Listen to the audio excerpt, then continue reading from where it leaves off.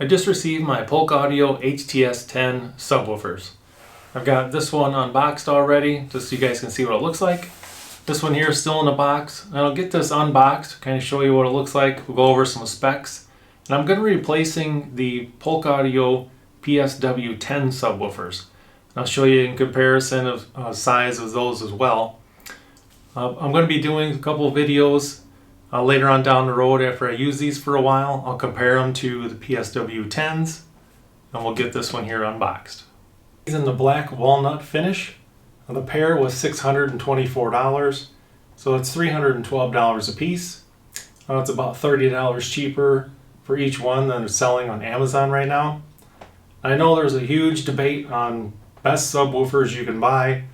Now, if I had to pay $400 for these, I might have upgraded to some SVS subwoofers, and paid another $100. But for $312, I figured they're about the best deal I could find. And these come extremely well packaged. This is really thick styrofoam. The box is quite a lot bigger than the sub, so there should be no problem or issues with any kind of shipping damage. Now, to get this out of the box, I suggest you slide it out. Don't just reach in and grab with your fingers and pick straight up. It comes out much easier if you lay it on its side and slide it out.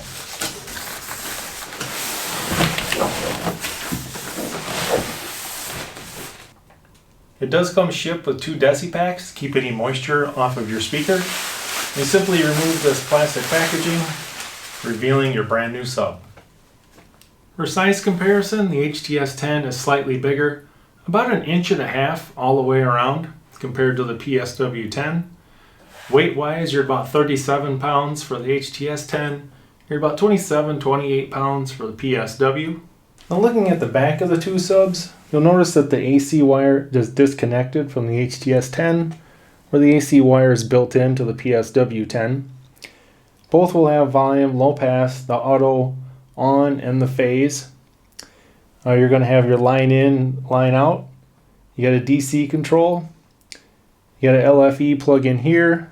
Not one on the PSW 10, but you do have speaker level outputs on the PSW 10. So that's the difference in the back of the 2 units. Now, as far as where Polk Audio makes their subs, they are designed and engineered in the USA, so they're kind of an American-based company, but these are assembled and manufactured in China.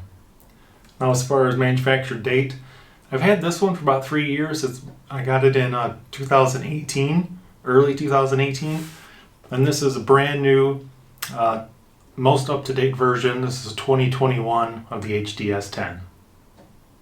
The Polk Audio PSW 10 is the #1 selling 10-inch subwoofer on Amazon.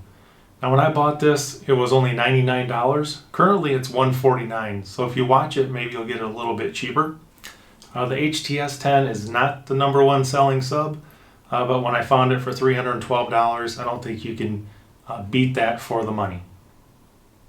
Now, the 2 main differences between these 2 subs, you have a 100-watt amp here, you have a 200-watt amp here.